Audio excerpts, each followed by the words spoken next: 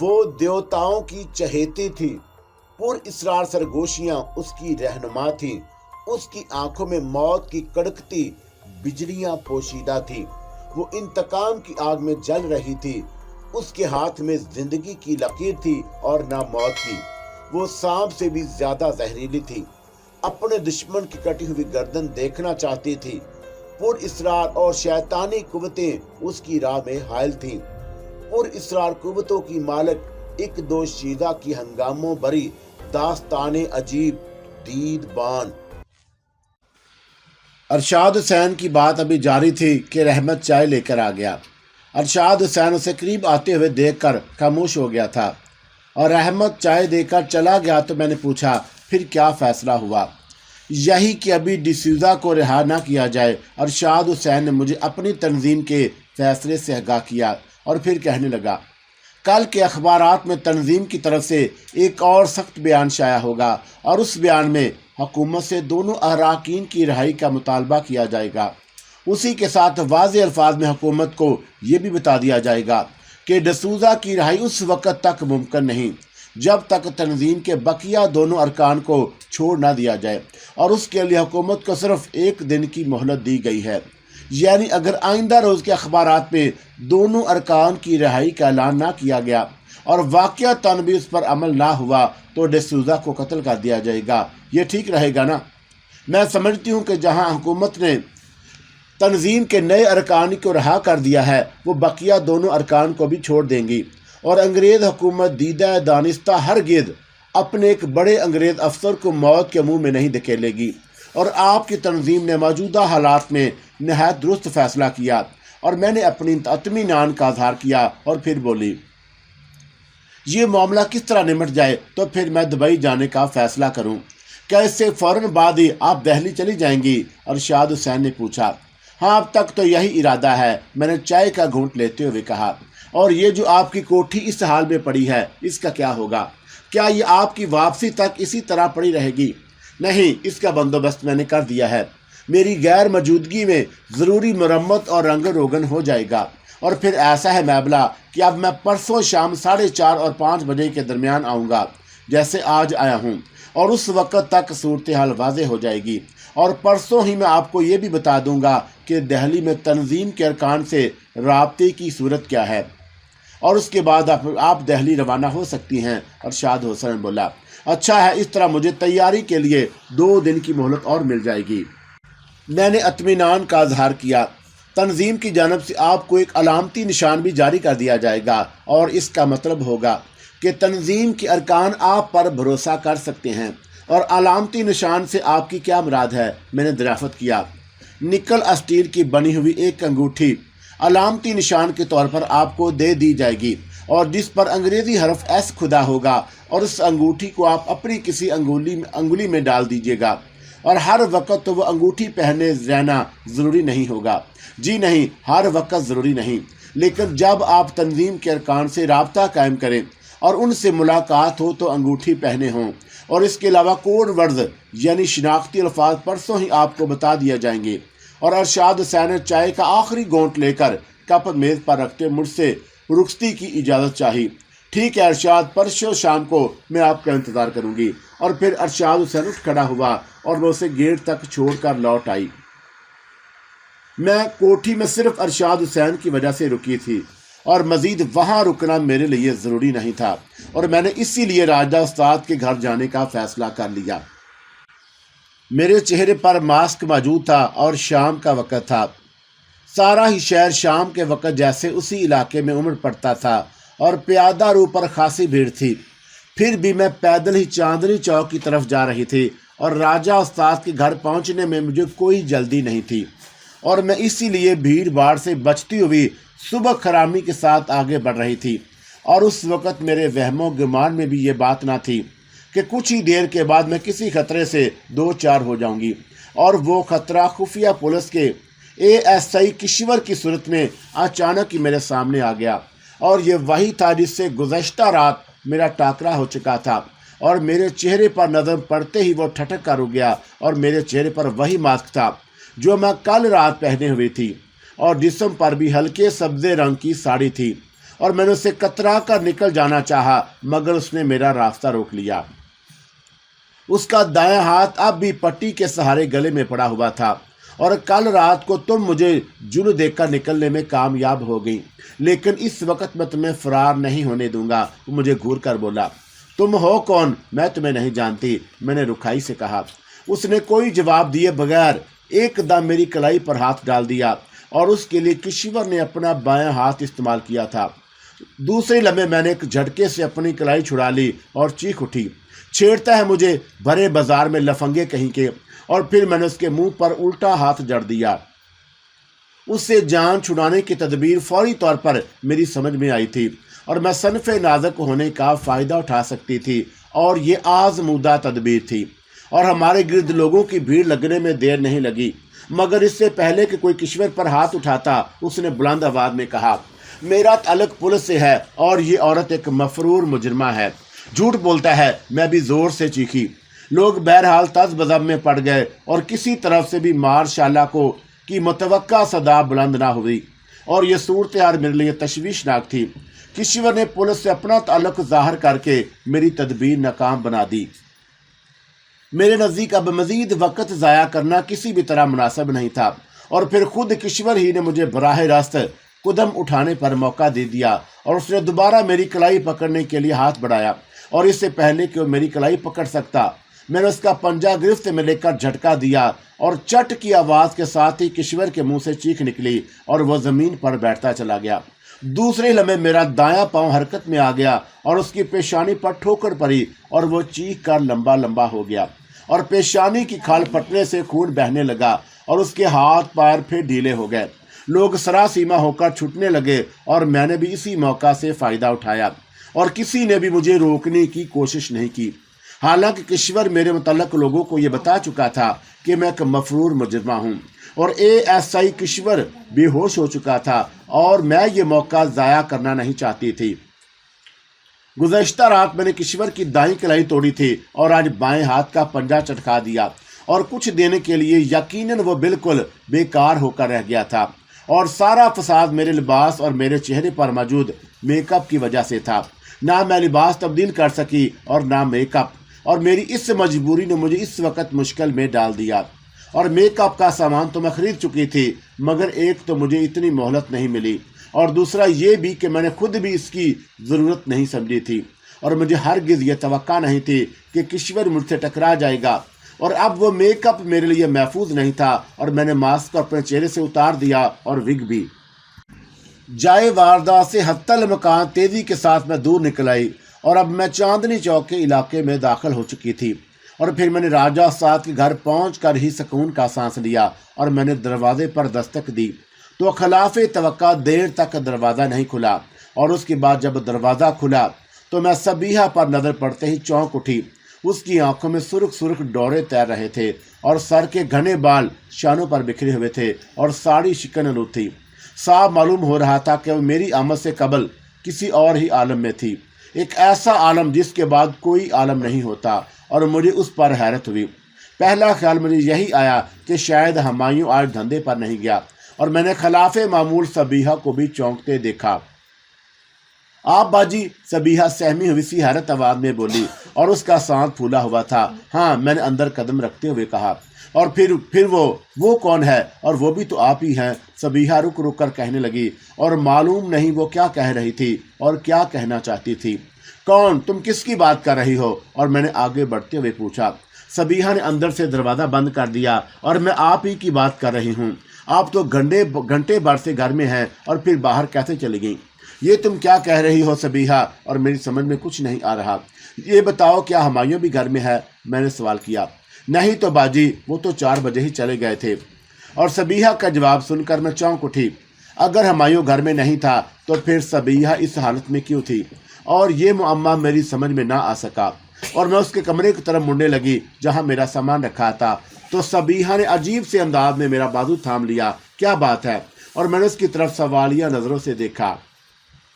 آپ میرے ہی کمرے میں آرام کرنے کو کہہ رہی تھی نا؟ اور یہ کہتے ہوئے اس کے چہرے پر حیا کی سرخی پھیل گئی۔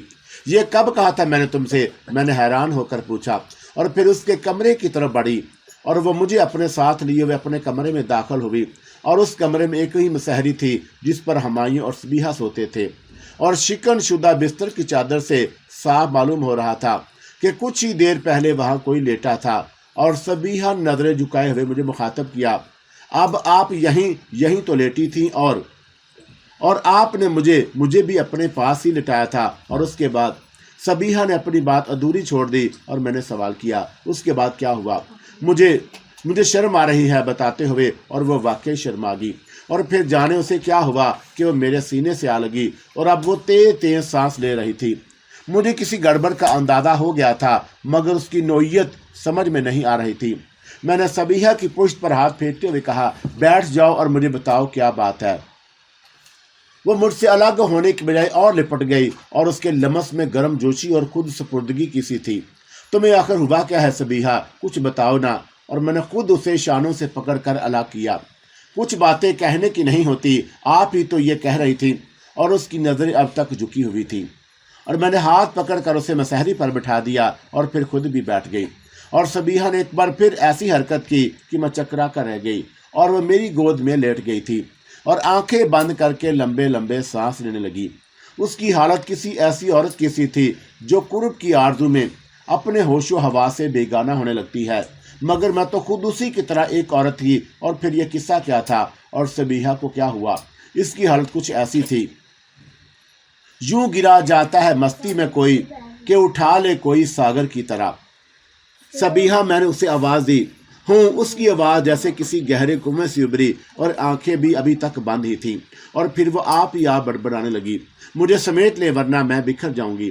اٹھ کر بیٹھ جاؤ سبیحہ۔ میری آواز میں سختی آ گئی، اور میں اسے اس کیفیت سے نکالنا چاہتی تھی۔ اس کی یہی صورت تھی کہ اس کے ساتھ سختی سے پیش آتی، اور اسی کے بعد مجھے یہ معلوم ہو سکتا تھا کہ میری آمد سے قبل اسے کیا واقعہ پیش آیا۔ میری سخت آواز سن کر اس نے آنکھیں کھول دیں۔ اس کے چہرے پر مجھے شدید حیرت کے آثار نظر آئے۔ اٹھو اور اپنی حالت درست کرو۔ میرے لہجے کی سختگی برقرار رہی، اور اٹھ کر بیٹھ گئی، اور پھر مجھے عجیب سی نظروں سے دیکھنے لگی، جن میں ملال، اداسی اور شکوہ سبھی کچھ تھا۔ اور اگر اسی طرح ٹھکرانا تھا رانی تو پھر تو مجھے ایسی اس دنیا میں کیوں لے گئی تھی جہاں میں سب کچھ بھول گئی؟ اور یہ بھی کہ میری دیدی ہو، تم نے کیوں کہا تھا کہ مجھ سے کیوں مجھے چاہتی ہو، اور میں تمہیں اپنی دیدی نہ سمجھوں؟ بولو۔ سبیحہ کی آنکھوں سے آنسو چھلک پڑے۔ اور پھر جب میں نے تمہاری بات مان لی اور خود کو تمہارے سپرد کر دیا، اور تمہارے کہنے پر سب کچھ بلا دیا، تو اب یہ بے رخی کیسی؟ اور تم نے مجھ سے یہ کیوں کہا تھا کہ میں تمہیں رانی نہ کہوں، اپنا راجا کہوں؟ اور تم اس کے بعد راجا بن گئی، اور مجھے اپنی رانی بنا لیا۔ اور پھر دروازے پر دستک ہوئی، اور میں تمہیں یہیں چھوڑ کر دیکھنے چلی گئی کہ کون آیا ہے، اور نہ جانے تم کس طرح میرے کمرے سے نکل کر گھر سے باہر چلی گئی، اور تمہاری آواز سن کر میں نے دروازہ کھول دیا، اور اب تم انجان بن رہی ہو۔ کیوں؟ آخر کیوں؟ اور سبیحہ سے یہ سب کچھ سن کر میرے ہوش اڑ گئے۔ یقیناً وہ کسی زبردست فریب کا شکار ہوئی تھی، مگر اسے فریب دینے والا کون؟ اور وہ جو کچھ کہہ رہی تھی حیران کن ہونے کے باوجود جھوٹ معلوم نہیں ہوتا تھا، اور اس کی یہ جرات نہیں ہو سکتی تھی کہ مجھ سے تم کہتی اور ایسی باتیں کرتی جو وہ کہہ چکی تھی، اور مجھ سے پہلے یقیناً کوئی اس کی خواب گاہ میں تھا جس نے اسے کیف و بے خودی اور لذت و سرشاری کی دنیا میں پہنچا دیا۔ اور سبیحہ کا کہنا تھا کہ وہ میں ہی تھی، اور اس کا واضح مطلب یہی تھا کہ کسی نے رانی بن کر اسے فریب دیا۔ اسے یہ فریب دینے والی میرے نزدیک صرف ایک ہی ہستی ہو سکتی تھی، اور مجھے اس تک پہنچنے میں زیادہ دیر نہیں لگی۔ اور میں نے جو نتیجہ اخذ کیا تھا، اگر واقعی ایسا ہی تھا تو یہ بڑی خطرناک بات تھی۔ شیطانی قوتوں کی مالک چمپا نے یہ نیا کھیل کھیل کر مجھے ایک نئے عذاب میں مبتلا کر دیا، اور میری مجبوری یہ تھی کہ میں اس سلسلے میں سبیحہ کو کچھ بھی نہیں بتا سکتی، اور میں اسے بھلا چمپا کے بارے میں کیا بتاتی؟ اور اگر بتا بھی دیتی تو وہ میری بات پر کیسے یقین کر لیتی؟ اور آنکھوں دیکھے اور کانوں سنے کو آخر کون جھٹلا سکتا ہے؟ اور پھر وہ دیکھنے اور سننے کی حد سے بھی آگے کی بات تھی، اور میری نظر میں سبیحہ قطعی بے قصور تھی۔ اب چپ کیوں ہو؟ بولو، میری بات کا جواب دو۔ سبیحہ نے آنسو بھری آنکھوں سے میری طرف دیکھا، اور میں نے اسے خود سے قریب کر لیا، اور آنسو اپنی ساڑی کے پلو سے پونجنے لگی۔ غلطی میری ہے، تمہاری نہیں، میں نے اسے مخاطب کیا، اور وہ سسک اٹھی اور میرے گلے میں اپنی باہیں ڈال دی، اور بھرائی ہوئی भर्राई हुई आवाज में बोली, अब तुम मुझे नहीं डांटोगी, अब तो तुम मुझे नहीं डांटोगी और उसी तरह प्यार करोगी ना जैसे कुछ देर पहले कर रही थी। बोलो ना, प्यार करोगी ना तुम मुझे? हाँ सबीहा, मैं तुमसे मोहब्बत करती हूँ। और ये अल्फाज अदा करने से पहले मुझे उनकी वहशत खेजी का इल्म नहीं था और सबीहा ने मेरे लबो रुखसार पर बोसों की बारिश कर दी और मैं ना चाहते हुए भी उसकी गर्मजोशी का जवाब देने लगी। मैंने अपने हवास पर पहली मर्तबा एक नशा सा तारी होते महसूस किया और मेरे अंदर जमी हुई बर्फ जैसे पिघलने लगी। मेरे वजूद के गहराई में एक तरातम सा बर्पा हो गया और मैं जैसे अपने बस में नहीं रही। खुशबू के दायरे मेरे अंदर फैलने और सिमटने लगे और यही वो लम्हे थे जब मेरे वजूद से एक सरगोशी सी उभरी। मामला होश में आ, अपने दुश्मन के सहर का शिकार ना हो। और ये सरगोशी खुद मेरी अपनी ही सरगोशी थी और मुझे खुद अपनी ही आवाज़ सुनाई दी। तो मुझ पर सहर कर दिया गया है, मैं बड़बड़ाई और दूसरे ही लम्हे मुझे उठकर खड़े होने में देर नहीं लगी और मैं ये भी समझ गई कि मेरी ही तरह सबीहा भी सहर का शिकार है और मैंने उसे खुद से अलग कर दिया और मेरे वजूद में जो एक नशा सा तैर रहा था मैं उसकी गिरफ्त से आज़ाद हो गई और मैंने अपने बेतरतीब लिबास को दुरुस्त कर लिया। उसी वक्त मेरी आवाज़ से चंपा का जहरीला कहका टकराया और फिर मैंने उसकी आवाज़ सुनी, माबला तू आज मेरे शहर से बच गई, मगर कब तक बचेगी? मैं अब जा रही हूँ लेकिन जल्दी फिर लौट कर आऊँगी और तू मुझे यहीं इसी घर में देखेगी। माबला तू देखेगी कि मैं तुझे किस तरह जलील और रुसवा करती हूँ और तुझे खुद अपने वजूद से घिन आने लगेगी। और चंपा मुझे नज़र नहीं आई और मैंने सिर्फ उसकी आवाज़ सुनी थी। इसका मतलब था कि वह मेरे वहाँ आने के बावजूद वहाँ से गई नहीं थी और उसने सबीहा को अपने शहर में ले रखा था और फिर उसे मुझ पर भी काबू हासिल हो गया था। और कुछ देर पहले मैं सबीहा के साथ जिस हालत में थी उसका तसव्वुर भी मेरे लिए सुहान रूह था। मेरी वजूद के गहराई में जो तलातम बरपा हुआ था उसकी तपश मुझे अब तक झुलसा रही थी और सबीहा किसी खुली किताब की तरह मुसहरी पर पड़ी थी और उसके तनफ़्फ़ुज़ की रफ्तार अभी तक मामूल पर नहीं आ सकी। चंपा के वहाँ जाते ही चंद लम्हों के बाद मैंने उसे चौंकते देखा और यूं जैसे सोते सोते अचानक उसकी आंख खुली हो और उसे भी शायद अपनी हालत का अंदाज़ा हो गया और फिर वो जल्दी जल्दी जैसे अपने बिखरे हुए वजूद को समेटने लगी। और जब वो मुसहरी से उठी तो उसकी नज़रों में अजीब सा हिजाब था। मैं नहाने जा रही हूँ सबीहा, और यह कहकर मैं उसके कमरे से निकल आई। देर तक मेरे जिस्म पर ठंडा पानी पड़ता रहा तो मेरी हालत एतदाल पर आई और मैं नहा कर एक नई साड़ी बांध ली। और सबीहा की हालत भी यकीनन मुझसे मुख्तलिफ नहीं थी और मैंने उसे भी नहाने का मशवरा दिया जिसे उसने फ़ौरन कबूल कर लिया। सबीहा तो गुस्ल खाने में घुस गई और मैं चंपा के बारे में सोचने लगी कि अब उससे पहले पहाड़ों पर जो मेरे ऊपर साहराना हमला हुए थे उनकी नौइयत ताज़ा तरीन हमले से कतई मुख्तलिफ थी और ये तो मामला ही दूसरा था और जिसका तल्लक मेरे वजूद की फितरी तकाज़ों से था। उसी रोज़ राजा उस्ताद और हमायूं खिलाफ़े मामूल जल्दी घर लौट आए और हमने साथ खाना खाया और फिर चाय पीते मुझे राजा उस्ताद ने बताया कि मैंने एक ठेकेदार से बात कर ली है रानी, और कल से वो तुम्हारी कोठी पर काम शुरू कर देगा। कल सुबह 9 बजे वो अपने आदमियों को लेकर मेरे पास पहुंच जाएगा, चाहो तो तुम भी साथ चलना।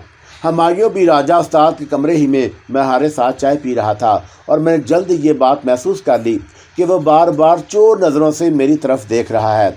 शायद कोई औरत किसी मर्द की नज़रों को पहचानने में गलती नहीं करती, सो मैंने भी उसकी नज़रें पहचान ली। और पहली बार जब उसने मुझे देखा था तो नज़रों में यही तलब थी, और फिर जब उसे मेरे बारे में ये मालूम हुआ कि मैं बम्बई की रानी हूँ तो फिर उसकी नज़रें बदल गईं और मेरे लिए हमायूं की नज़रों से इज़्ज़त व एहतराम झलकने लगा। और मालूम नहीं इतने दिन के बाद आज उसे क्या हो गया था और मैं उस पर हैरत ज़दा थी। और फिर उसने बराह रास्त मेरी तरफ देखते हुए तारीफ़ भी कर दी, और गुलाबी साड़ी में आप खुद भी गुलाब की तरह लग रही हैं। ए लौंडे, अभी 2 दिन तेरी शादी को नहीं हुए कि साली पर भी दिल मचलने लगा। और राजा उस्ताद हंस कर बोला, सबीहा मुझे दीदी कहती थी, इसी रिश्ते से राजा उस्ताद ने मुझे हमायूं की साली बना दिया। और वह अपनी बात जारी रखते हुए कहने लगा, और ये ख्याल रखा कर कि तेरी साली कोई मामूली औरत नहीं, बम्बई की रानी है। और बात हंसी में टल गई, लेकिन हमायूं को देखने का अंदाज नहीं बदला और चाय पीने के बाद मैं वहाँ से उठकर अपने कमरे में आ गई और हमायूं अपने कमरे में चला गया था। उस घर में मुझे किसी किस्म का ख़तरा नहीं था और इसलिए कमरे का दरवाज़ा अंदर से बंद करना मैंने छोड़ दिया और उसी रात भी सोने से पहले मैंने दरवाज़ा खुला ही रहने दिया और मैं सो गई।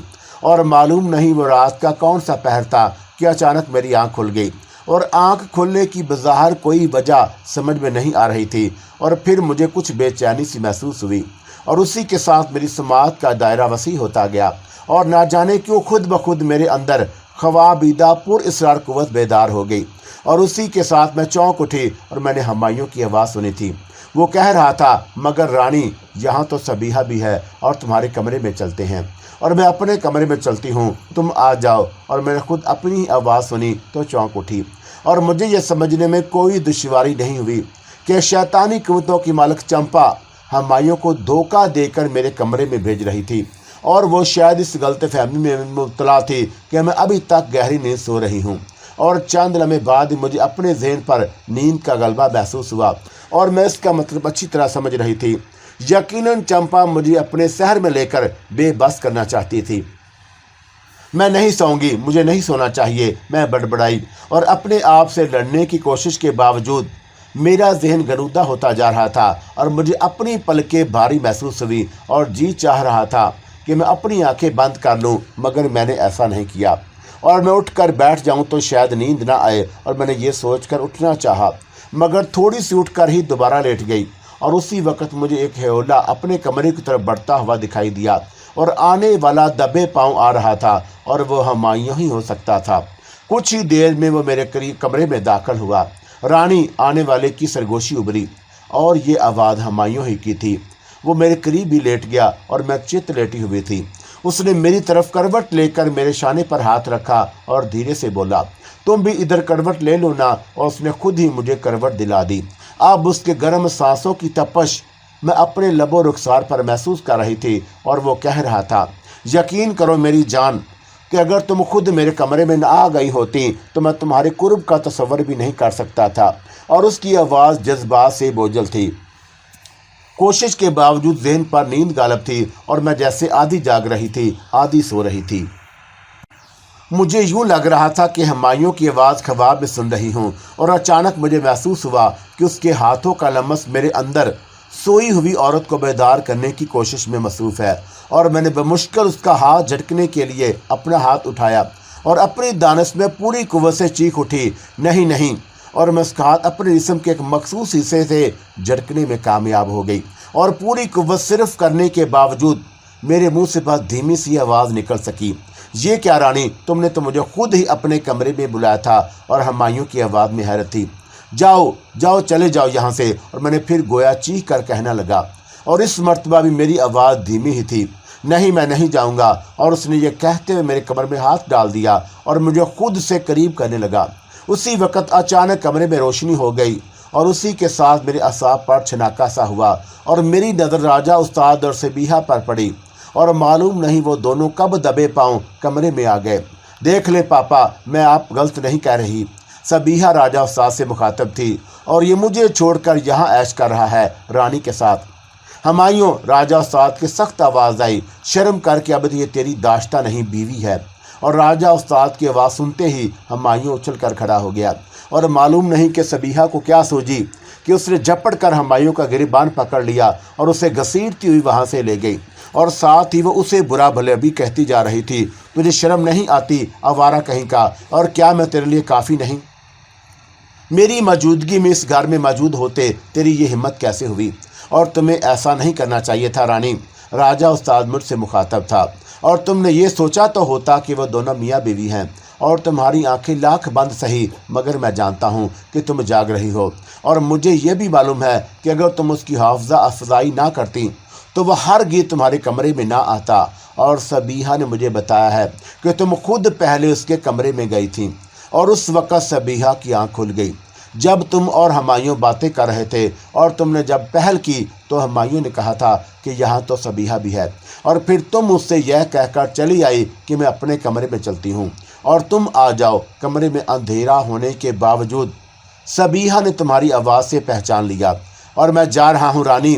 और मैं समझ चुका हूँ कि इस वक्त तुम्हें दानिस्ता सोती बनी हुई हो, इसलिए शायद कि कल सुबह मेरे इस्तग़फ़ार पर तुम ये कह सको कि तुम्हें कुछ खबर नहीं कि तुम तो गहरी नींद सो रही थी। اور حقیقت میں یہی تھی کہ میں اس وقت انتہائی شرمندگی محسوس کر رہی تھی اور میرے اندر اتنی ہمت نہیں تھی کہ راجہ استاد سے نظریں ملا سکتی۔ چمپا نے واقعی اپنی دھمکی کے مطابق مجھے ذلیل و رسوا کر دیا تھا۔ میں خود اپنی ہی نظروں میں گر گئی اور پھر میں نے محسوس کیا کہ کمرے کی بتی بجھ گئی اور پھر مجھے دور ہوتے ہوئے قدموں کی آواز سنائی دی اور میں نے آنکھیں کھول کر دیکھا تو راجہ استاد میرے کمرے سے جا چکا تھا۔ اسے میں نے اس دراز قد سے پہچانا تھا اور میں نے سکون کا سانس لیا اور سوچنے لگی کہ کل صبح ان لوگوں کا سامنا کیسے کر سکوں گی۔ چمپا نے مجھے نصبی کی نظر سے گرا دیا اور میں سمجھ رہی تھی کہ شاید ذلت و رسوائی ختم ہو گئی، مگر ایسا نہیں تھا۔ اس رات کے بطن میں ابھی میرے لیے اور بہت کچھ تھا، اور کچھ ہی دیر گزری تھی کہ میں نے صحن کی طرف سے سرگوشیاں سنی اور پھر پہلے ہی کی طرح دوبارہ میری سماعت کا دائرہ خود بخود وسیع ہوتا گیا اور اب میں وہ سرگوشیاں واضح طور پر سن رہی تھی۔ رانی، یہ تم کیا کر رہی ہو رانی؟ یہ راجہ استاد کی احتجاجی آواز تھی اور مجھے یہ شوق نہیں ہے، اور میں جانتی ہوں استاد یہ خود میری اپنی آواز تھی۔ میں آج رات تمہارا یہی کفر تو توڑنا چاہتی ہوں۔ اور اب میں چمپا کا خطرناک کھیل اچھی طرح سمجھ چکی تھی۔ ہمایوں کے کمروں میں بھی وہی گئی تھی اور پھر اسے فریب دے کر میرے کمرے میں بھیج دیا تھا۔ اب وہ راجہ استاد کے کمرے میں تھی اور وہ مجھے اس طرح راجہ استاد، ہمایوں اور صبیحہ سبھی کی نظر سے گرانا چاہتی تھی۔ ظاہر ہے کہ اس کے بعد وہ مجھے ایک بد کردار جنس زدہ عورت ہی سمجھتے۔ میرے راجہ، پھر مجھے اپنی ہی آواز سنائی دی اور میری رانی، میری زندگی، اور جواب میں راجہ استاد کی جذبات سے مرتعش آواز ابھری۔ صاف ظاہر ہو رہا تھا کہ چمپا نے اسے پوری اپنی شیطانی قوتوں کا اسیر کر لیا تھا اور راجہ استاد نے یقیناً ہتھیار ڈال دیے۔ چمپا جیسی پر اسرار قوتوں کی مالک عورت کے سامنے بھلا راجہ کی حیثیت بھی کیا تھی؟ اور راجہ استاد کی کانپتی ہوئی آواز پھر آنے لگی۔ مجھے اندازہ نہیں تھا کہ میری رانی کہ تو مجھ پر اتنی مہربان بھی ہو سکتی ہے، اور تجھے پا کر میں اپنی قسمت پر جتنا بھی ناز کروں کم ہے۔ پھر مجھے ان دونوں کے تیز تیز سانس لینے کی آوازیں سنائی دیں اور چمپا نے شاید راجہ استاد کا کفر توڑ دیا تھا۔ اب شاید وہ دونوں ان لمحات سے گزر رہے تھے کہ جب کچھ کہنے یا سننے کی ضرورت نہیں ہوتی، اور ذرا ہی دیر گزری ہوگی کہ میں نے ہمایوں کی بلند اور تیز آواز سنی، استاد، کہ اب تمہیں شرم نہیں آ رہی؟ آجا، تو بھی آجا ہمایوں، استاد سے آخر تیرا کیا پردہ؟ اور چمپا میری آواز میں بولی، یہ تو کیا کہہ رہی ہے رانی؟ یہ کس طرح ہو سکتا ہے؟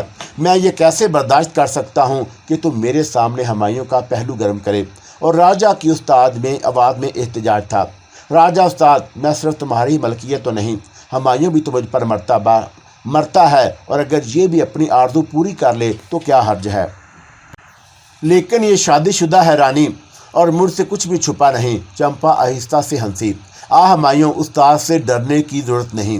رانی، میری جان، ہمایوں کی آواز آئی، اور چمپا راجہ استاد کو سیراب کر کے اب ہمایوں کو اپنی ہوس کا نشانہ بنا رہی تھی، اور میں نے یہی اندازہ لگایا کہ اب راجہ استاد، چمپا یا ہمایوں کسی کی آواز بھی سنائی نہیں دے رہی، اور زندگی بھر شاید میں نے اتنی ذلت کبھی محسوس نہ کی۔ چمپا نے مجھے ایک فحشہ بنا دیا اور بے عزت کر دیا تھا۔ اس گھر کا کوئی فرد ایسا نہیں بچا جس سے اس لعنتی عورت نے جسمانی تعلق استوار نہ کیا ہو، اور نہ اس نے صبیحہ کو چھوڑا تھا، اور نہ ہمایوں اور راجہ استاد کو بخشا تھا۔ اور اچانک مجھے ہلکی سی آہٹ سنائی دی تو میں چونک اٹھی، اور میری نظر دروازے کی طرف اٹھی تو ایک ہیولا سا نظر آیا۔ وہ ہیولا صبیحہ کے سوا کسی اور کا نہیں ہو سکتا، اور پنجوں کے بل چلتی ہوئی وہ میرے بستر کے قریب آئی اور پھر میرے قریب لیٹ کر مجھ سے لپٹ گئی۔ رانی، وہ جیسے میرے کان کے پاس منہ لا کر گنگنائی، کیا بات ہے، تم ابھی تک کیسے جاگ رہی ہو؟ سو جاؤ جا کر۔ اور میں نے خود کو اس کی گرفت سے آزاد کراتے ہوئے کہا۔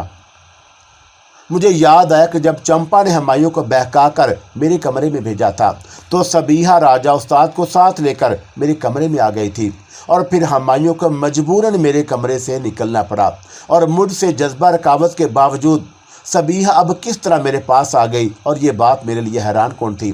اور میں نے جب اس سلسلے میں صبیحہ سے سوال کیا تو مجھے مزید حیرانی ہوئی۔ کیا ہمایوں تمہارے پاس بھی آیا تھا رانی؟ اور صبیحہ کے لہجے میں شدید حیرت تھی، اور میں نے اسے پورا واقعہ یاد دلایا، مگر اسے کچھ بھی یاد نہ تھا، اور اس سے میں نے یہی قیاس کیا کہ صبیحہ اس وقت چمپا کے سحر کا شکار تھی۔ اور جب راجہ استاد کو ساتھ لے کر میرے کمرے میں آئی اور بات کو ٹالنے کی غرض سے میں نے صبیحہ سے کہہ دیا شاید میں نے کوئی خواب دیکھا ہوگا جسے حقیقت سمجھ رہی ہوں۔ ہاں ایسا ہی ہوگا رانی، کیونکہ رات کو سونے سے پہلے ابھی کچھ دیر پہلے ہی میری آنکھ کھلی، مگر تم میرے پاس کیوں آ گئیں؟ اور جواب میں صبیحہ نے میرے گلے میں باہیں ڈال دیں۔ اس کا جوان جسم کا قرب مجھے شام کی طرح پھر بہکانے پر آمادہ کرنے لگا، مگر میں نے خود پر قابو پا لیا۔ تم چلی جاؤ صبیحہ، ہمایوں تمہیں اب جب اپنے کمرے میں نہیں پائے گا تو یہ اچھا نہیں ہوگا، اور میں نے اپنے گلے سے اس کی باہیں نکال دیں۔ صبیحہ کو سمجھا بجھا کر میں نے واپس جانے پر آمادہ کر ہی لیا، اور وہ چلی گئی تو میں سونے کی کوشش کرنے لگی، اور مجھے اپنے ذہن کو پرسکون رکھنے میں بڑی دشواری ہوئی، اور میں نے یہ سوچ کر اپنے دل کو تسلی دے لی کہ جو کچھ ہوا ہے اس میں بہرحال میرا قصور نہیں، اور صبح جو ہوگا دیکھا جائے گا۔ دوسرے دن صبح میں دیر سے سو کر اٹھی اور میری آنکھیں خود نہیں کھلی تھیں، اور میں نے اپنی سانسوں سے کسی اور کے سانسوں کو لیتے محسوس کیا، اور پھر میری آنکھ کھل گئی۔ اپنے اوپر میں نے راجہ استاد کو جھکے دیکھا، اور میں گھبرا کر اٹھ کر بیٹھ گئی۔ گھبراؤ مت میری جان، صبیحہ ابھی سو رہی ہے، اور ہمایوں جا گیا تو اسے کیا پردہ۔ اور راجہ استاد نے مجھ سے کبھی ایسے لہجے میں بات نہیں کی تھی، اور مجھے اسی لیے رانجسہ ہوا، اور گزشتہ رات خبیث چمپا نے اس گھر میں جو شرمناک کھیل کھیلا تھا یہ اسی کا رد عمل تھا۔ یقیناً اس میں راجہ استاد کا کوئی قصور نہیں تھا۔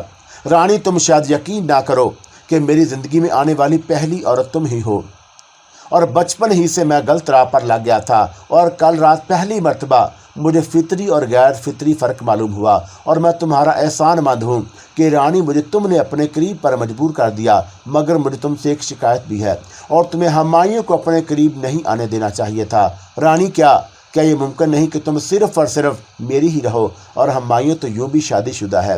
اور میں نے بڑے صبر و سکون کے ساتھ راجہ استاد کی بات سنی، اور چمپا کے نئے سحرانہ حربے نے مجھے سخت آزمائش میں ڈال دیا، اور میری سمجھ میں نہیں آ رہا تھا کہ میں راجہ استاد سے کہوں تو کیا کہوں، اور وہ بھلا کس طرح میری اس بات پر یقین کر لیتا کہ گزشتہ رات اس کا پہلو گرم کرنے والی میں نہیں کوئی اور تھی۔ اور یہی سوچ کر میں نے اس کے کچھ کہے بغیر اٹھ کھڑی ہوئی اور کمرے سے نکل آئی، اور پھر جب تک میں ضروریات سے فارغ ہو کر تیار ہوئی تو ہمایوں اور صبیحہ بھی جاگ چکے تھے، اور ہمایوں میری طرف دیکھ کر معنی خیز انداز میں مسکرایا، اور اس پر مجھے بڑی خجالت سی محسوس ہوئی، مگر دل ہی دل میں کرنے کے سوا میرے بس میں اور تھا بھی کیا، اور شرمندگی سے بچنے کے لیے میں ایک فیصلہ کر چکی تھی۔ اسی فیصلے کے نتیجے میں ناشتہ کرتے ہی میں نے پہلے اپنے چہرے پر ایک نیا میک اپ کیا، اور پھر اپنا سماٹ سمیٹنے لگی۔ اسی عرصے میں ہمایوں میرے کمرے میں آ گیا۔ ارے یہ کیا کیا تم نے رانی؟ وہ میرے چہرے پر نظر ڈلتے ہی کہنے لگا، اچھا خاصا حسین چہرہ چھپا لیا تم نے، اور یہ تم سامان کیوں سمیٹ رہی ہو؟ وہ بڑی بے تکلفی کے ساتھ مجھ سے مخاطب تھا، حالانکہ پہلے کبھی اس نے یہ ہمت نہیں کی تھی۔ میں یہاں سے جا رہی ہوں، میں نے دھیمی آواز میں جواب دیا۔ کہاں؟ تمہاری تو کوٹھی کو آگ لگ گئی تھی، اور کہاں رہو گی؟ اور وہ بولا کہ سرونٹ کوارٹر میں وہ جلنے سے محفوظ رہ گئے ہیں، لیکن کیوں؟ یہاں آخر تمہیں کیا تکلیف ہے؟ وہ بالکل میرے قریب آ گیا، اور اس کا جسم اب میرے جسم سے مس ہو رہا تھا، اور یہ میں محسوس کر کے الگ ہٹ گئی تو اس نے اچانک میری کمر میں ہاتھ ڈال کر مجھے خود سے قریب کر لیا اور کہا، صبیحہ اور استاد اپنے اپنے کمروں میں ہیں۔ اور میں تڑپ کر اس کی باہوں کے حصار سے نکل گئی، کیونکہ وہ میرے اوپر جھکنے لگا تھا، اور اسی کے ساتھ میں اس کے لیے رعایت کر رہی تھی کہ میرے نزدیک راجہ استاد کی طرح وہ بھی بے قصور ہی تھا، اور یہ سارا فساد تو چمپا کا بویا ہوا تھا، ورنہ ہمایوں کی اتنی جرأت ہرگز نہ ہوتی۔ کہیں ایسا تو نہیں رانی کہ تم استاد کے بہکاوے میں آ گئی ہو، اور استاد شاید یہ چاہتے ہیں کہ میں تمہیں ان کے لیے چھوڑ دوں؟ بولو یہی بات ہے نا؟ اور ہمایوں نے دریافت کیا، اور میں نے سوچا کہ کم سے کم اس بہانے ہمایوں سے تو جان چھڑائی جا سکتی ہے، اور یہی سوچ کر میں نے کہہ دیا، ہاں ہمایوں، مجھے اپنے ہی استاد کے لیے ہی رہنے دو، اور رات کو جو کچھ ہوا اچھا نہیں ہوا، اور مجھے صبیحہ کے حق پر ڈاکہ نہیں ڈالنا چاہیے تھا۔ تم ہمایوں شادی شدہ ہو، اور مجھ سے زیادہ حق تم پر صبیحہ کا ہے، اور تم کہو رانی تو میں تمہاری اس خاطر صبیحہ کو بھی چھوڑ سکتا ہوں۔ نہیں، وہ جس نے تمہارے لیے سب کچھ چھوڑ دیا، تم ہمایوں اس کے ساتھ ہرگز بے وفائی نہیں کرو گے، یہ میرا حکم ہے۔ لیکن رانی، یہ مجھ پر ظلم ہے، اور میں تمہارے بغیر بکو مت، میں نے اسے ڈانٹ دیا۔ اسی وقت دور سے راجہ استاد کی آواز سنائی دی، اور وہ ہمایوں کو بلا رہا تھا۔ ہمایوں چلا گیا تو میں نے سوٹ کیس بند کیا، اور میں اس میں کپڑے رکھ چکی تھی جو اتارے تھے، اور کچھ ہی دیر کے بعد سوٹ کیس اٹھائے ہوئے میں راجہ استاد کے کمرے میں پہنچ گئی۔ ارے یہ تم اپنے سوٹ کیس کہاں لے جا رہی ہو؟ اور راجہ استاد نے حیران ہو کر سوال کیا۔ अपनी कोठी, और अब मैं वहीं किसी सर्वेंट क्वार्टर में रहूंगी। ये हरगिज नहीं हो सकता। राजा उस्ताद ने इनकार में सर हिलाया। तुम यही रहोगी, इसी घर में और मेरे पास। और मैं राजा उस्ताद के इनकार की वजह अच्छी तरह समझ रही थी और उसके मुंह को खून लग चुका था, मगर अब मैं वहाँ किसी भी कीमत पर नहीं रह सकती। और इसी घर में अब मैं महफूज नहीं थी, और वहाँ दो अफराद ऐसे मौजूद थे जो मेरी इज्जत व आबरू के दर पे हो सकते थे। उसी वक्त दरवाजे पर दस्तक हुई और राजा उस्ताद ने हुमायूं को आवाज़ देकर देखने को कहा, और आने वाला वो ठेकेदार था जिससे राजा उस्ताद ने गुज़श्ता रोज़ मेरी कोठी की मरम्मत और रंगो रोगन की बात क्या की थी। और मैंने इस मौका से फ़ायदा उठाया और राजा उस्ताद से कहा, तुम इन लोगों को कोठी लेकर पहुँचो, मैं चलती हूँ। और ये कहते ही मैं दरवाजे की तरफ बढ़ी। मगर अपना सामान तो यहीं छोड़ जाओ रानी, तुम्हें रात को यहीं सोना है। और राजा उस्ताद ज़ोर देकर बोला, नहीं उस्ताद। और मज़ीद कुछ कहे सुने बगैर तेज़ी के साथ कमरे के दरवाजे से निकल आई। और मैं वहाँ रहकर कोई ख़तरा मूल नहीं ले सकती थी, और मेरे पास क्योंकि 2 सूट केस भी थे, इसीलिए मैंने अपनी कोठी तक पहुँचने के लिए एक रक्षा कर लिया। और कोठी पहुँचकर मैंने शहजाद से कहा कि मेरे लिए कोई क्वार्टर साफ़ करा दे। और शहजाद के अलावा मेरे दीगर मुलाजमीन को भी ये बात मालूम हो गई कि मैं अब उनके साथ रहूँगी। और उस पर सबसे ज़्यादा खुशी का इजहार फातिमा ने किया। और सर्वेंट क्वार्टर में सबसे बेहतर हालत उसी के क्वार्टर की थी, क्योंकि कोठी में जो कमरा उसके ज़ैर इस्तेमाल था उसका तमाम नया फर्नीचर क्वार्टर में मुंतकिल कर दिया गया, और यूं वो फर्नीचर जलने से बच गया था। और मैंने अपने सूट केस शहजाद के हवाले कर दिया, और गुज़श्ता रोज़ की तरह लान में पेड़ के नीचे साए में कुर्सियां डलवा कर बैठ गई। और मेरी हदायत पर शहजाद एक क्वार्टर की सफाई कराने चला गया था। उसी वक्त राजा उस्ताद ठेकेदार और मज़दूरों को लेकर आ गया, और वो उन लोगों को जली हुई हवेली में ले गया और उन्हें वहाँ छोड़कर कुछ देर बाद मेरे पास आया। और मैंने उससे कहा, उस्ताद अगर कहो तो अपने मुलाजमीन को भी मज़दूरों के साथ लगा दूँ, काम जल्दी हो जाएगा। इसकी ज़रूरत नहीं रानी, ठेकेदार का कहना है कि सफाई में 2 रोज़ से ज़्यादा नहीं लगेंगे, और जब उसे पैसे देना ही हैं तो फिर अपने आदमी को लगाने की क्या ज़रूरत, तुम जानो। और आखिर तुमने मेरी बात नहीं मानी ना। राजा उस्ताद के लहजे में शिकायत थी। सामान ले ही आई ना वहाँ से। खैर तुम्हारा यहाँ आ जाना भी एक तरह से ठीक ही है, वहाँ हुमायूं भी होता। और अब अगर कहो तो मैं रात को तुम्हारे पास यहीं आ जाऊँ। ज़ाहिर है कि तुम यहाँ किसी अलग ही क्वार्टर में सोओगी। रात को मैं ऐसे वक्त आऊँगा जब सब सो चुके होंगे, ताकि किसी को मेरे आने की खबर ना हो। और फिर सुबह होने से ज़रा पहले चुपचाप चला जाऊँगा, और किसी को कानों कान खबर नहीं होगी कि कौन आया और कौन गया। और राजा उस्ताद ने खुद ही सारा मंसूबा बना लिया ताकि उसे मेरा कुर्ब मैसर आ सके।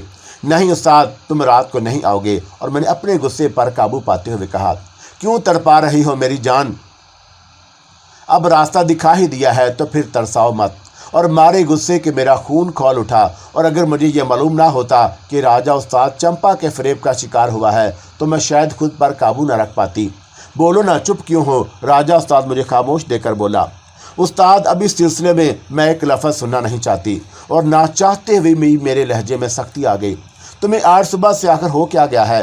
कहीं उस लौंडे हुमायूं ने तो तुम्हें कोई पट्टी नहीं पढ़ा दी? और मेरे जी में आया कि कह दूं कि तुम पर और हुमायूं पर लानत भेजती हूँ, मगर मैंने अपने गुस्से को ज़ब्त कर लिया। और उसकी बजाय मैंने नरम आवाज़ में राजा उस्ताद को समझाया कि जो कुछ हुआ है उसे भूल जाओ। उस्ताद, मुझे खुद नहीं मालूम कि रात को मैं किस तरह अपने होशो हवास खो बैठी, और ना जाने मुझे क्या हो गया था। और अब मैं सब कुछ दोहराना नहीं चाहती, लेकिन मैं इस राहत को कैसे भूल जाऊं रानी, जो मुझे तुम्हारे कुर्ब से पहली मर्तबा, ज़िंदगी में पहली मर्तबा हासिल हुई। समझ लो उस्ताद कि वो एक हसीन ख्वाब था, और ख्वाब दोबारा नज़र नहीं आते, और एक ही ख्वाब आदमी दोबारा नहीं देख सकता। राजा उस्ताद ने कुछ कहने से पहले अपने कुर्ते की जेब में हाथ डाला और चाकू निकाल कर खोलने के बाद मुझसे मुखातब हुआ, अगर वो हसीन ख्वाब मुझे फिर कभी नज़र नहीं आ सकता तो रानी, ये चाकू उठाकर मेरे दिल में उतार दो, और ना दिल होगा ना इसमें तुम्हारे कुर्ब की आरज़ू होगी। ये कह कर वो अपने कुर्ते के बटन खोलने लगा, और मेरी कुव्वते बर्दाश्त अब जवाब देती जा रही थी। राजा उस्ताद का अंदाज बिल्कुल रवायती आशिकों जैसा था। मुमकिन है कि ज़ब्त का बंधन टूट जाता। उसी वक्त मेरी नज़र शहजाद पर पड़ी। वो क्वार्टरों की तरफ आ रहा था और मैं जल्दी से बोली, उस्ताद मेरा मैनेजर उधर ही आ रहा है, चाकू उठाकर जेब में रख लो। और मैंने दाएं जानब इशारा किया, मुझे रुस्वा ना करो। और राजा उस्ताद ने शहजाद को आते देखा तो चाकू उठाकर बंद किया और फिर उसे जेब में डालकर कुर्ते के बटन लगाने लगा। और शायद मेरे आखिरी अल्फाज का उस पर असर हुआ था। उसी अरसे में शहजाद करीब आ गया और मुझसे कहा, वो फातिमा कह रही है कि आपके क्वार्टर में रहेंगी। और मैंने जिस क्वार्टर की सफाई कराई थी, फातिमा उसी में अपना सामान ले जा रही हैं। बैठ जाओ। मैंने दानिस्ता शहजाद को वहीं रोक लिया ताकि राजा उस्ताद मुझसे अजहार इश्क करके मेरा खून को मज़ीद खुला न सके। और शहजाद एक कुर्सी पर बैठ गया तो मैं उसे बताने लगी कि फातिमा ने खुद मुझसे अपने क्वार्टर में रहने की दरख्वास्त की थी। राजा उस्ताद एक जहां दीदा आदमी था और उसने भी शायद ये बात महसूस कर ली कि मैंने शहजाद को जानबूझकर वहां रोका है ताकि वो मुझसे तन्हाई में बात ना कर सके। तो फिर मैं चलता हूँ रानी। राजा उस्ताद मुझसे बोला, रात को आऊँगा, ठीक है ना। और आखिरी लफ्ज़ उसने मैनीखेत अंदाज में अदा किए और फिर वो शहजाद से मुखातब हुआ, मैनेजर साहब आप ज़रा मुझे वो क्वार्टर दिखा दे जहाँ। और इसकी ज़रूरत नहीं उस्ताद, मैं दरमियान में बोल उठी, आखिर मकसद तो काम से है ना, तुम्हें यहाँ आने की ज़रूरत नहीं और मैं वो काम रात को वहीं आकर कर दूँगी। और राजा उस्ताद ने मुझे गैर यकीन नज़रों से देखा और फिर बोला, क्या सच रानी, मेरा काम हो जाएगा ना। और शहजाद की मौजूदगी में इससे ज़्यादा कुछ और पूछ भी नहीं सकता था। और अभी मैं उसे टालने के लिए कुछ कहने ही वाली थी कि कोठी की तरफ से चीखों पुकार की आवाज़ें सुनाई देने लगी और फिर कई मजदूर भाग कर चीखते हुए बाहर आते दिखाई दिए। और मैं एकदम उठ खड़ी हुई, क्या हुआ, ये लोग चीख क्यों रहे हैं, तुम जाकर देखो शहजाद। और मेरे कहने पर शहजाद लपकता हुआ उन मजदूरों के पास पहुंचा जो कोठी से चीखते हुए निकले थे। आओ उस्ताद, खुद चलकर देखते हैं क्या बात है। हाँ चलो। राजा उस्ताद भी मेरे साथ हो लिया और ठेकेदार को भी मैंने भाग कर कोठी से निकलते देखा। वो सीधा हमारी तरफ दौड़ता हुआ आ रहा था और करीब आकर फूले हुए सांसों पर काबू पाते हुए राजा उस्ताद को मुखातब किया, सांप, वहाँ अंदर सांप है और एक सांप ने मेरे एक मजदूर को डस भी लिया है। और मुझे ये समझने में देर नहीं लगी कि यह हरकत चंपा के सिवा किसी और की नहीं हो सकती और वो ये नहीं चाहती कि मेरी कोठी दोबारा सकूनत के काबिल हो सके। तो इसमें इतनी घबराने की क्या बात है ठेकेदार, चलो मैं चलकर देखती हूँ। और आप वहाँ ना जाएं बेगम साहबा, ठेकेदार खौफजदा आवाज़ में बोला, कहीं आपको भी कोई सांप डस ना ले, तुम आओ तो सही मेरे साथ, मैंने पुरसकून लहजे में कहा। वो सब मजदूर भी अब ठेकेदार के पास आकर खड़े हो गए थे जो अंदर से भागते हुए निकले। और ठेकेदार ने उनसे पूछा, अरे क्या प्रेम के वहीं अंदर छोड़ आए। फिर ठेकेदार से मालूम हुआ कि प्रेम उस मजदूर का नाम था जिसे सांप ने डस लिया था। और उसके बाद ठेकेदार के साथ बमुश्किल सिर्फ 2 मजदूर कोठी के अंदर चलने पर आमादा हुए और मजदूरों की हिम्मत मुझे साथ चलते देखकर भी बढ़ गई और मैं आगे आगे थी और राजा उस्ताद मेरे पीछे और फिर ठेकेदार और मजदूर थे और शहजाद बाहर ही रह गया। और जैसे ही मैं अंदर दाखिल हुई, एक मजदूर को लड़खड़ाते कदमों से बाहर आते देखा। यही प्रेम था और दोनों मजदूरों ने उसे संभाल लिया। जल्दी से इसे किसी डॉक्टर के पास ले जाओ। और ठेकेदार ने जीप में हाथ डालकर 5 रुपये का एक नोट एक मजदूर को थमा दिया और दोनों मजदूर अपने साथी को लेकर चले गए। उसी वक्त कोठी के अंदर से तेज फुंकार सुनाई दी और राजा उस्ताद और ठेकेदार के आगे बढ़ते हुए कदम रुक गए। और फिर मेरी नज़र सांपों के एक जोड़े पर पड़ी और वो जोड़ा तेजी से रेंगता हुआ मेरी ही तरफ आ रहा था और मेरे कदम रुके नहीं। उन सांपों को चंपा ही वहाँ लाकर छोड़ सकती थी। रानी रुक जाओ, राजा उस्ताद खौफजदा आवाज़ में चीखा। मेरी फिक्र ना करो उस्ताद, मैंने बगैर मुड़े जवाब दिया। और दोनों सांप इस वक्त तक मेरे करीब पहुँच चुके थे और फिर वही हुआ जिसकी मुझे तवक्का थी। चंद ही लम्हों बाद वो दोनों सांप मेरे गले के हार बन गए और यही दोनों थे या इनके अलावा और भी सांप थे। मैंने मुड़कर ठेकेदार से सवाल किया। राजा उस्ताद और ठेकेदार दोनों ही खौफजदा नज़रों से तस्वीर हैरत बने मेरी तरफ देख रहे थे, जैसे उन्हें अपनी बसारत पर यकीन ना आया हो। और मैंने अपना सवाल दोहराया तो ठेकेदार ने अटक अटक कर बताया कि मज़ीद 2 सांपों को हवेली में देखा गया था और वो भी यहीं कहीं होंगे, मैं देखती हूँ। और ये कहते ही मैं आगे बढ़ी। और मैं तो बाहर जा रहा हूँ उस्ताद, अकब से ठेकेदार की सहमी हुई आवाज़ आई। उस्ताद तुम भी चाहो तो बाहर चले जाओ, मैं अभी बकिया दोनों सांपों को पकड़ कर लाती हूँ। और मैंने मुड़कर कहा, मगर मैं तो इस खतरे में छोड़कर नहीं जा सकता रानी। राजा उस्ताद बुलंद आवाज़ में बोला, हालांकि उसकी आवाज़ लफ्ज़ों का साथ नहीं दे रही थी। उस पर मुझे हंसी आ गई और मैंने कहा, देख नहीं रहे उस्ताद, खतरा तो खुद मेरे गले का हार बना हुआ है।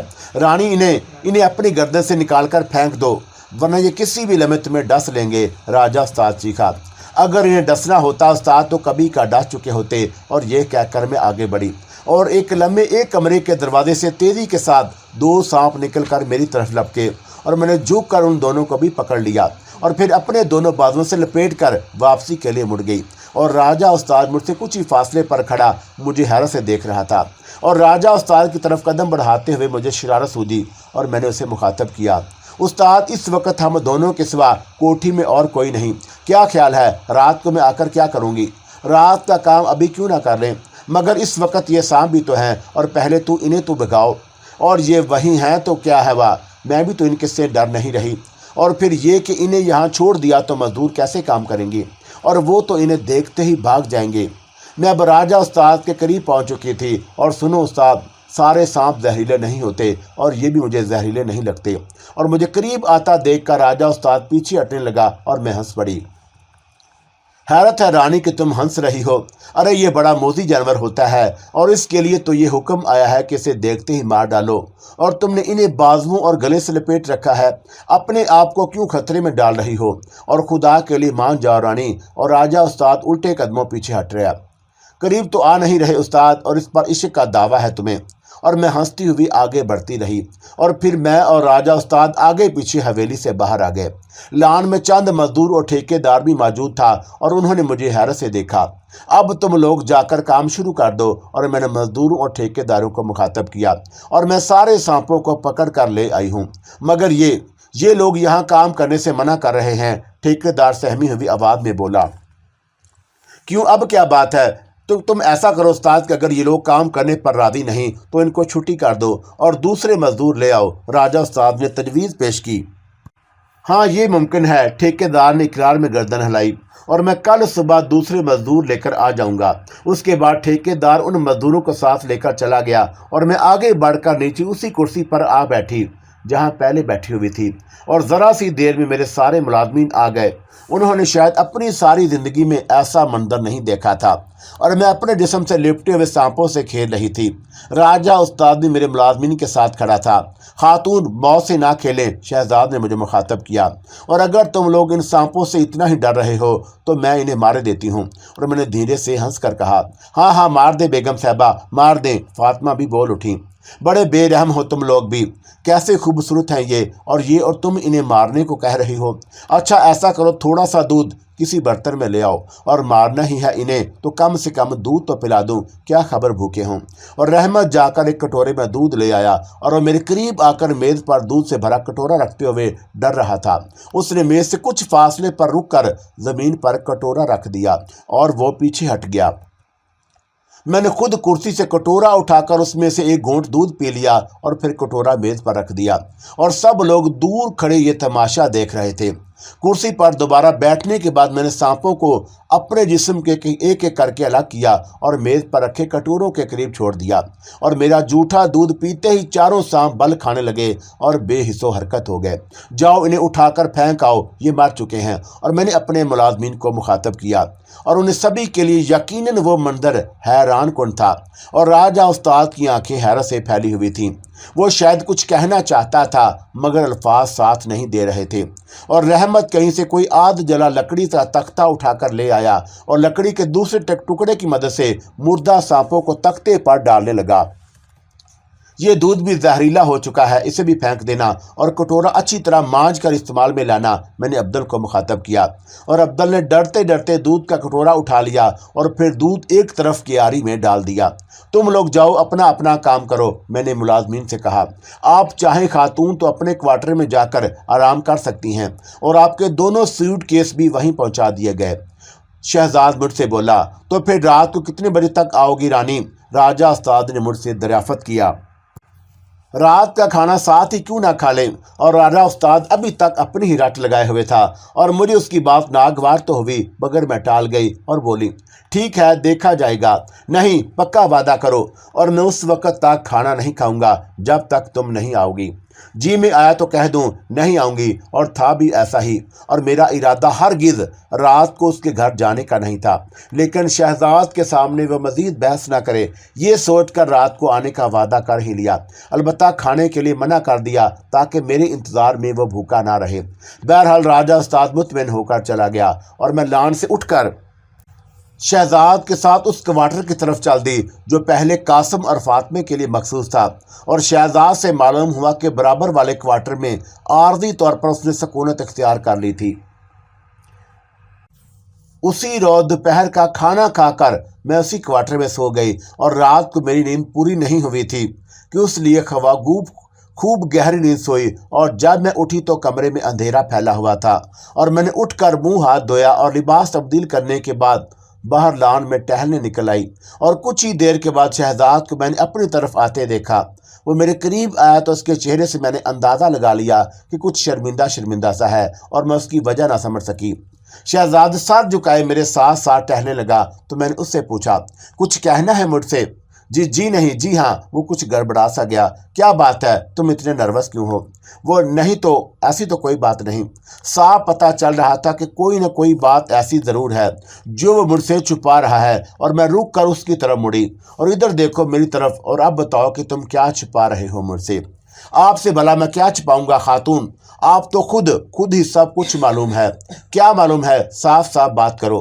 وہی جو ہوا، وہ نظریں جھکا کر بولا، دراصل میں جذبات میں بہہ کر یہ بھول ہی گیا تھا کہ آپ میری اس جسارت پر خفا بھی ہو سکتی ہیں۔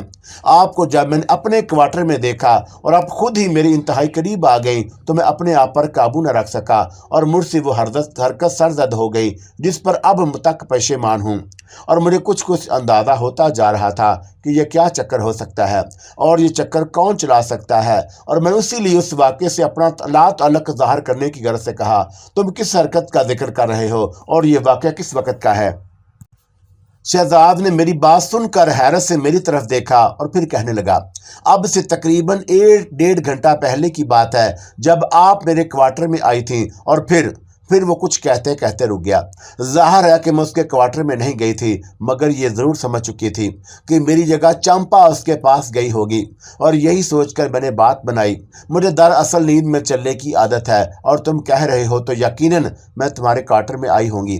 ڈرو مت، مجھے بتاؤ کہ ہوا کیا تھا اور جس پر تم اتنے شرمندہ ہو؟ کیا واقعی آپ کو کچھ بھی یاد نہیں؟ شہزاد حیرت سے بولا، اور میں نے بتایا نا کہ نیند کے حلق مجھے کچھ پتہ نہیں چلتا کہ میں کہاں جا رہی ہوں اور کیا کر رہی ہوں، اور تم سے اسی لیے تو پوچھ رہی ہوں کہ مجھے بتاؤ کیا کیا تھا میں نے۔ اور شہزاد کے چہرے سے اطمینان جھلکنے لگا، اور پھر اس نے بتایا کہ کچھ دیر کو میری بھی آنکھ لگ گئی تھی، اور پھر جب آنکھ کھلی تو میں نے آپ کو آتے دیکھا، آپ قریب آ کر میرے پاس لیٹ گئیں اور میری طرف کروٹ لے کر اپنی باہیں میرے گلے میں ڈال دیں، اور اس کے بعد میں بھی خود پر قابو نہ پا سکا، مگر خاتون ان خود فراموشی کے لمحات میں بھی میں نے حد سے تجاوز نہیں کیا، حالانکہ آپ تمام حدود پھلانگ جانا چاہتی تھیں، اور اس پر بھی میں نے اپنی خواہشوں کا بے لگام ہونے نہیں دیا، اور آپ نے مجھے جھنجھوڑ ڈالا، اور پھر مجھے یوں لگا جیسے آپ خفا ہو کر ایک دم بستر سے اٹھیں اور کوارٹر سے نکل گئیں۔ شہزاد نے جو کچھ بیان کیا تھا میرے لیے یقیناً قابل شرم تھا، اور خبیث چمپا اب مجھے میرے ایک اور ہمدرد کی نظر میں ذلیل و رسوا کرنے کے در پہ تھی۔ شہزاد اگر فطرتاً نیک اور شریف نہ ہوتا تو چمپا نے اس کے لیے جو جال بچھایا تھا اس میں پھنس جاتا، اور جیسا راجہ استاد اور ہمایوں کے ساتھ ہو چکا تھا، وہ دونوں اپنی دانست میں وصل سے ہمکنار ہو چکے تھے۔ لعنتی چمپا نے اب یہی حربہ شہزاد کے معاملے میں آزمایا تھا، اور اس کے سوا میرے پاس اور کوئی چارہ کار بھی نہیں تھا کہ اپنی بات میں وزن پیدا کرنے کے لیے شہزاد سے سارا واقعہ سن کر میں دل پر جبل کر کے ہنس پڑی اور بولی، اچھا ہوا کہ وہ تم تھے، ورنہ تمہاری جگہ کوئی اور ہوتا تو اس سنہری موقع سے فائدہ ضرور اٹھاتا۔ بہرحال میں تمہاری ممنون ہوں کہ تم نے حدود سے تجاوز نہیں کیا، لیکن خاتون یہ تو بڑی خطرناک بات ہے۔ شہزاد کے لہجے سے فکر مندی کا اظہار ہونے لگا۔ ہاں ہے تو، مگر کیا کیا جا سکتا ہے؟ اور کسی ڈاکٹر سے مشورہ نہ کریں، شہزاد نے تجویز پیش کی۔ تمہارے خیال میں کیا میں نے ایسا نہیں کیا ہوگا؟ اور جب بھی میں نے اپنے اس مرض کا علاج کرایا تو اس میں اور بھی اضافہ ہو گیا، اور پھر مایوس ہو کر میں نے علاج کا خیال ہی چھوڑ دیا۔ हर चंद के जो कुछ भी हुआ था उसकी जिम्मेदारी मैं नहीं थी और ना मेरा उससे कोई ताल्लुक था। उसके बावजूद मुझे शहजाद से शर्मिंदगी सी महसूस हुई और वो इस कदर सीधा था कि उसने मेरे बहाने को सच समझ लिया। और मैं सोच रही थी कि कहीं चंपा शहजाद को भी अपनी हवस का निशाना बनाकर मुझे उसकी नज़र में ना गिरा दे, और उस बदकिरदार औरत से यह बैद नहीं था। शहजाद आखिर कब तक खुली तरकीबे गुनाह को ठुकरा सकता, और वो कब तक जज्बे के चढ़े हुए दरिया पर अपनी फितरी शराफत का बंद बांध सकता था। अभी से फिर मुझे रात की फिक्र होने लगी कि चंपा ने गुज़श्ता रात जो जिल्लत अमीज़ खेल खेला था आज भी उसे दोहरा सकती है, और हालात कुछ ऐसा रुख इख्तियार कर गए थे कि अपनी कोठी के सिवा कहीं और में रात भी नहीं गुजार सकती, और ये कोशिश मुझे बड़ी महंगी पड़ सकती थी।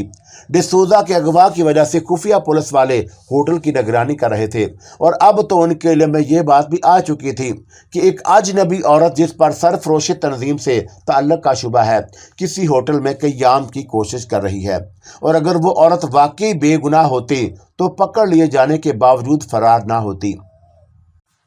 इन्हीं ख्यालों में रात हो गई और लॉन में अब अंधेरा फैल चुका था, और मैं उठकर अपने क्वार्टर की तरफ चल दी।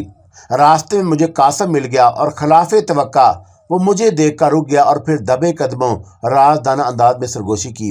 और तो सब कुछ ठीक है, मगर मुझे फातिमा से डर लगता है। ऐसा क्यों ना करूं कि रात को खुद मैं ही आपके क्वार्टर में आ जाऊं, आपका दरवाज़ा खुला रखिएगा। क्या बकते हो? मुझे उस पर गुस्सा आ गया। ये तुम क्या बकवास कर रहे हो?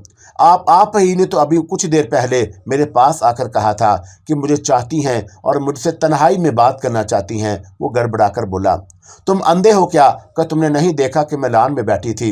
क्या तुम्हारे कान बजने लगे हैं? मैंने सख्त लहजे में कहा। और खुद ही तो आपने कहा था कि मेरी वजह से लॉन में बैठती हैं ताकि मैं नजर आता रहूं, और अब नाराज हो रही हैं। कासम के लहजे में शिकायत थी। और तुम इतने खूबसूरत हो ना कि तुम्हें गेट के करीब खड़ा हुआ देखने के लिए लॉन में बैठूंगी।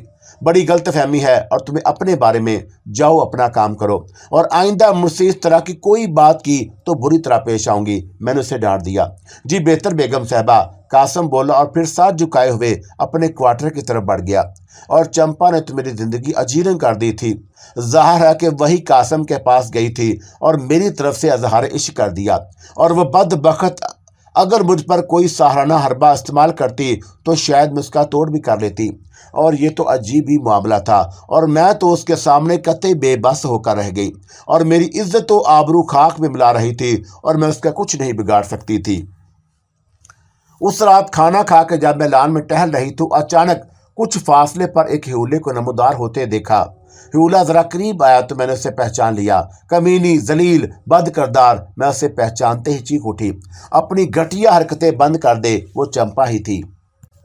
मुझे बड़े महाराज ने खुद इन घटिया हरकतों की इजाज़त दी है मामला, वरना तू मेरे बड़े महाराज के सिवा किसी और का तसव्वुर भी नहीं कर सकती। और तुम्हें जलील करने के साथ साथ इस तरह मुझे ऐश करने का मौका भी मिल रहा है, और आज शहजाद की बारी है, और फिर मैं एक एक करके तुम्हारे तमाम नौकरों को ख़राब कर दूंगी, यहाँ तक कि वो तुम्हारी खातर एक दूसरे से लड़ना शुरू कर देंगे। और तुम्हें अभी इस जिल्लत और रुसवाई का अंदाज़ा नहीं जो तुम्हारा मुकद्दर बनने वाली है। सुनो मामला, इससे बचने की सिर्फ एक ही सूरत है कि तुम बड़े महाराज की दासी बनने पर आमादा हो जाओ, और मैं उस वक्त तुम्हारे पास इसलिए आई हूँ कि बड़े महाराज ने कहलवाया है कि तुमसे दुश्मनी ख़त्म करने पर तैयार हैं, और अगर तुम भी उनसे दोस्ती पर राज़ी हो, और यकीन करो बड़े महाराज से दोस्ती करके तुम फायदे में रहोगी। बोलो क्या जवाब है तुम्हारा? चंपा ने अपनी बात खत्म करते हुए मुझसे सवाल किया। वो कुत्ता मेरा कुछ नहीं बिगाड़ सकता, मैं गुस्से के आलम में चीखी, और मैं उस मनहूस सूरत पर थूकने तक को रूदार नहीं। अपनी जुबान को लगाम दे मामला, अगर बड़े महाराज का ख्याल ना होता तो मैं तुझे अभी जलाकर खाक में मिला देती। मालूम नहीं उन्होंने तुझे क्यों इतनी ढील दे रखी है, और फिर भी मैं तुझे इतनी सजा तो दे ही सकती हूँ कि जिस पर बड़े महाराज भी मुझसे खफा ना हो, और तू भी तड़प कर रह जाए। और इन अल्फाज के साथ ही चंपा गायब हो गई। मैं सख्त उलझन का शिकार हो गई कि नामालूम लानती चंपा क्या नया फितना बर्पा करने वाली है। और अभी मैं लान ही में थी कि क्वार्टरों की तरफ से मैंने गोली चलने की आवाज़ सुनी और उछल पड़ी, और मेरे लिए ये बात खिलाफ तवक्का ही थी, और मैं क्वार्टरों की तरफ लपकी कि हकीकत हाल मालूम कर सकूं। उसी वक्त मेरे ज़हन में दूर दूर तक चंपा का ख्याल नहीं था और मैं क्वार्टरों के नजदीक पहुंची ही थी कि फिर एक फायर हुआ और फौरन ही जवाबी फायर सुनाई दिया और फिर फिजा पे दर पे धमाकों से गूंजने लगी। यूं मालूम हो रहा था जैसे दो अफराद एक दूसरे पर फायर कर रहे हों। अब्दुल, कासम की बुलंद आवाज एक तरफ से आई और मैंने तुझे देख लिया है कि तू कहाँ छुपा हुआ है और मैं तुझे जिंदा नहीं छोड़ूंगा। क्या कर रहा है ये? और मैं भी जोर से चीखी, कौन गोलियां चला रहा है? और जवाब में अब्दुल की एक क्वार्टर की आड़ से निकलकर भागता हुआ मेरे सामने आ गया और उसके हाथ में रिवाल्वर था। बेगम साहबा, पहले कासम ने मुझ पर गोली चलाई। अब्दुल मुझसे मुखातब था और मजबूरन मुझे भी गोली चलाना पड़ी, मगर क्यों? मैं अभी यही कह पाई थी कि वहशतज़दा कासम भी दौड़ता हुआ वहां आ गया और उसे देखते ही अब्दुल मेरी आड़ में हो गया था और कासम के हाथ में भी मुझे रिवाल्वर नजर आया। आप सामने से हट जाएं बेगम साहबा, कासम बोला। रिवाल्वर जेब में रख लो कासम, मेरी आवाज में हुक्म था और उसी वक्त मेरे देगर मुलाजमीन भी वहां आ गए और कासम ने मेरे हुक्म की तामील में देर नहीं लगाई और मैंने मुड़कर अब्दुल को भी यही हुक्म दिया। हाँ, अब ये बताओ कि तुम दोनों आपस में क्यों लड़े थे? और मैंने उन दोनों से दरियाफत किया और बेगम साहबा, मैं गनी के क्वार्टर में था कि कासम ने आते ही मुझ पर रिवाल्वर तान लिया और अगर बर वक्त मैंने इसे रिवाल्वर निकालते ना देख लिया होता तो बेद मौत मारा जाता और मैं उछल कर भागा तो उसने मुझ पर फायर कर दिया और उस वक्त तक मैं भी अपना रिवाल्वर निकाल चुका था और मैंने भागते भागते इस पर फायर कर दिया और मुझे नहीं मालूम कि अचानक से क्या हो गया था। अब्दुल ने बताया। ये झूठा है बेगम साहबा, कासम ने तरदीद की, इसे सब कुछ मालूम है।